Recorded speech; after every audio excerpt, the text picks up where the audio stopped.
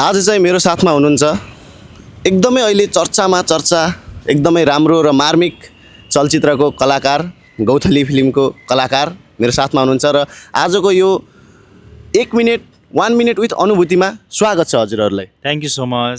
Thank you. अनि मेरो सर्वप्रथम प्रश्न चाहिँ रहेको छ, हजुरलाई दाङ चाहिँ कस्तो लाग्यो? मलाई अनेस्टली भन्नुपर्दा दाङ चाहिँ मेरो सेकेन्ड टाइम हो। एकदमै राम्रो लाग्यो किनकि जङ्गलको बिचमा घरै घर रहेछ, सो एकदमै राम्रो लाग्यो मलाई। हजुर त दाङकै हुनुहुन्छ, हजुरलाई चाहिँ दाङ कस्तो लाग्छ एकचोटि मजाले भनिदिनुहोस् न। दाङ मलाई ठ्याक्क म प्रवेश गर्न थाल्यो भने त्यो भालुवाङदेखि उता होइन, अनि आनन्द आउन थाल्छ क्या होइन। अनि मलाई त्यो एक हिसाबको लिएर त्यो हुन्छ नि, त्यो इयरमै त्यो हुन्छ नि माया छ क्या, आफ्नो एउटा आत्मीयता छ, त्यो हिसाबले गर्दाखेरि आफ्नै लाग्छ। जता गए पनि जे गर्दाखेरि मलाई फ्री जोन जस्तो फिल हुन्छ दाङ आयो भने चाहिँ। अनि गौथली मुभीको एउटा यस्तो कुनै सिन छ जुनले तपाईँलाई आफूसँग इमोसनल्ली कनेक्टेड गरायो? अब यहाँ अलि धेरै त खोल्न मिल्दैन होला होइन, अनि म हेरेको दर्शकलाई चाहिँ खाल्टो भन्छु। त्यो चाहिँ मलाई एकदमै पर्सनल्ली मलाई टच गरेको सिन हो एकदमै। हजुरलाई? हजुर हजुर, मलाई पनि छ एउटा सिन, मैले नि भन्न मिल्दैन। खाल्टो भनेपछि बुझ्नुहुन्छ होला सायद। खाल्टोको अर्को साइड, अर्को साइड, अगाडिको साइड।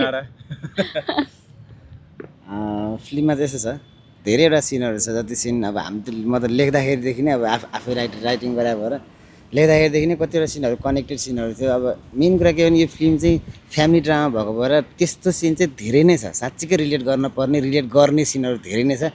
एउटा स्पेसिफिक छैन, धेरैवटा छ जुन सिनहरूले चाहिँ मान्छेले साँच्चै कनेक्ट गर्छ। हेर्दाखेरि थाहा हुन्छ र मेरो घरको कथाहरू चाहिँ ओहो भने धेरैजनाले भन्नु सक्छ होइन।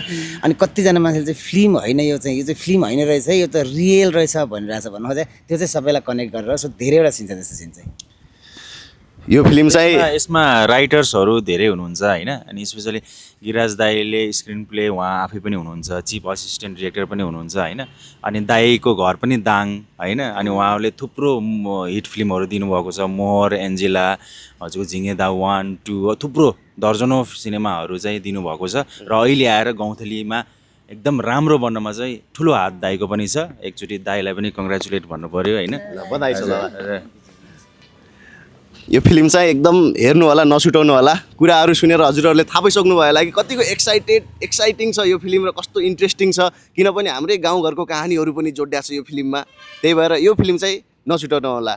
अब मेरो थर्ड क्वेसनको एन्सर चाहिँ भनिसक्नु भयो, किन गौथली फिल्म हेर्न जाने भनेर। यसको कुरा चाहिँ हजुरले यही प्रश्नमै खोलिदिइसक्नु भयो।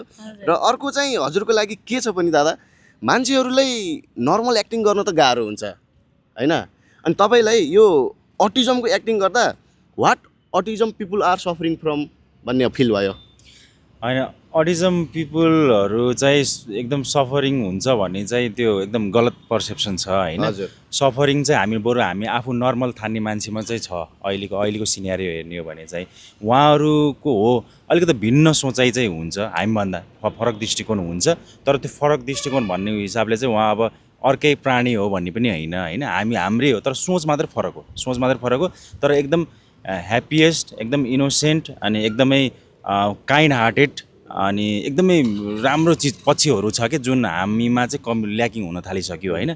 त्यो हिसाबले गर्दाखेरि मैले अटिजमको समुदायलाई रिप्रेजेन्ट गर्दाखेरि मलाई उहाँहरूको थ्रुबाट चाहिँ मलाई एज ए ह्युमन बिङ कति कुराहरू मलाई चाहिँ हुन्छ नि प्युरिफाई गर्ने मौका मिल्यो फिल्मको थ्रुबाट, अनि त्यो नै हुन चाहन्छु। हजुर दादाको कुरा सुनेर चाहिँ दादा एकदमै राम्रो कमल मन, ठुलो मनको हुनुहुन्छ, किनभने सबै कुराहरू एकदम राम्रोसँग हामीलाई पोजिटिभ वेमा बुझाइदिइरहनु भएको छ। त्यो चाहिँ एकदम खुसी लाग्यो, धन्यवाद दादा। Thank you so much. अनि अर्को चाहिँ के छ भने चलचित्रमा गौथलीलाई जसरी एसी पास गर्न गाह्रो भइरहेको छ नि, तर साँच्ची भन्नुपर्दा तपाईँको वास्तविक जीवनमा एसी दिँदा कुन सब्जेक्टले तपाईँलाई असलीमै रुवाएको थियो?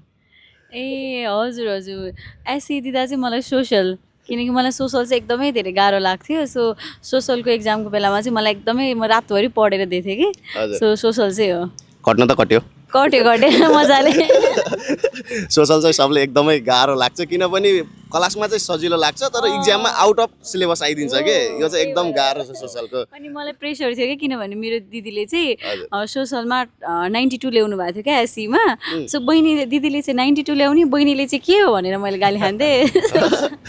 अनि प्रेसर थियो मलाई। असली जीवनसँग मेल खान गएछ।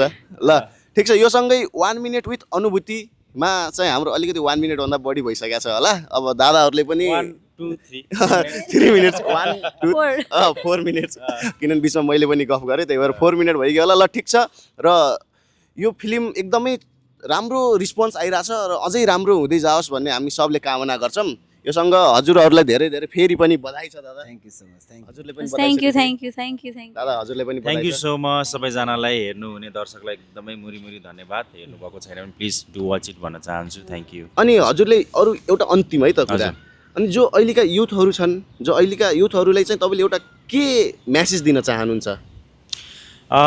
म्यासेज त्यति ठुलो छैन, सिम्पल छ होइन। अनि इन्जोय यर लाइफ भन्छु। अनि काइन्ड हार्टेड हुनुहोस्, अनि सेल्फिसनेस चाहिँ सकेसम्म साइड लगाउनुहोस्, अनि गिभिङ नेचर चाहिँ बढी गराउनुहोस्।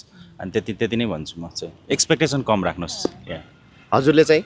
हजुर, म चाहिँ त्यही भन्छु, जे गर्नुहुन्छ त्यसमा एकदमै धेरै खुसी हुनुहोस्, बी ह्याप्पी, अनि आफ्नो लाइफलाई इन्जोय गर्नुहोस्, धेरै प्रेसर नलिनुहोस्, किनकि अब प्रेसर लिएर हुने त केही पनि होइन। सो त्यही नै आफ्नो ह्याप्पी हुनुहोस् त सर। हजुरले दादा? म चाहिँ के भन्न चाहन्छु भने जे कुरामा तपाईँ खुसी हुनुहुन्छ, जुन काम गर्दा तपाईँलाई खुसी लाग्छ र जुन काम तपाईँलाई गर्न मन लाग्छ, कसैको प्रेसरमा, कसैले भनेर, कसैले जबरजस्ती गरेर नगर्नुहोस्। जुन काम तपाईँलाई गर्न मन लाग्छ, जुन काममा तपाईँ खुसी मिल्छ त्यही काम गर्नुहोस्। त्यही काममा तपाईँले 100% पर्सिस्टेन्सी राखेर गर्नुभयो भने तपाईँ सक्सेस हुनुहुन्छ। ठिक छ, दादाको अनुसार चाहिँ consistency is the key of success भन्ने कुरा बुझ्यो। त्यही भएर ल आजको यो चाहिँ 5 मिनटै भइगयो, यो चाहिँ हामीले यही सक्छन्। ल ठिक छ, धन्यवाद धेरै धेरै हजुरहरूलाई। Thank you so much Dang.